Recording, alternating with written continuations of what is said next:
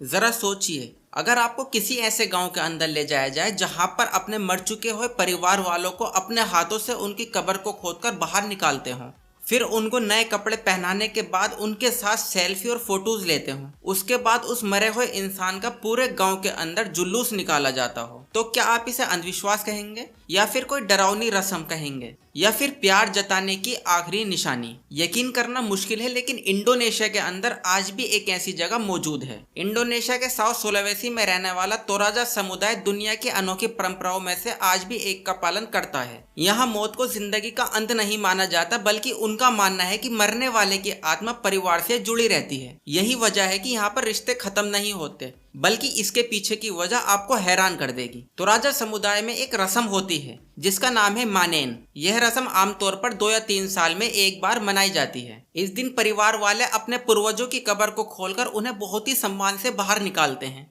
उनकी साफ सफाई करते हैं और फिर उनके पुराने कपड़ों को बदलकर नए कपड़े पहनाए जाते हैं। फिर पूरा परिवार मिलकर उनके साथ मेनेन रस्म को मनाते हैं और इंजॉय करते हैं। रस्म खत्म होने के बाद शवों को सम्मान के साथ फिर से उनकी कब्र के अंदर वापस रख देते हैं। बाहर से देखने वाले लोगों के लिए ये दृश्य बहुत ही ज्यादा डरावना लग सकता है, लेकिन तरोजा समुदाय के लोगों के लिए किसी त्योहार से कम नहीं होता। सबसे हैरान करने वाली बात तो यह कि कुछ परिवार वाले मुर्दे को तुरंत नहीं दफनाते। अगर उनके पास बड़ा समारोह करने के लिए पैसे नहीं है तो वो इंतजार करते हैं। इतने लाश को अपने घर पर केमिकल लगाकर महीनों तक रखते हैं, कभी कभी सालों तक भी रखना पड़ता है। मुर्दे के साथ रोज बात करते हैं, उन्हें रोज की तरह ही खाना खिलाते हैं। बस फर्क इतना है कि खाना मुंह के अंदर देने के बाद वापस निकाल लेते हैं, क्योंकि इस समुदाय का मानना है कि इनकी पूरी तरह से इस दुनिया से विदाई नहीं हुई है। जब उनके पास पैसे हो जाते हैं तो वो मानेन नाम की रस्म को मनाकर उनको अंतिम विदाई देते हैं। अब सवाल यह है कि आखिर ऐसा क्यों किया जाता है? इसका जवाब इनकी सोच में छिपा है। तोराजा समुदाय का मानना है कि जिस इंसान ने पूरी जिंदगी परिवार के लिए बहुत कुछ किया,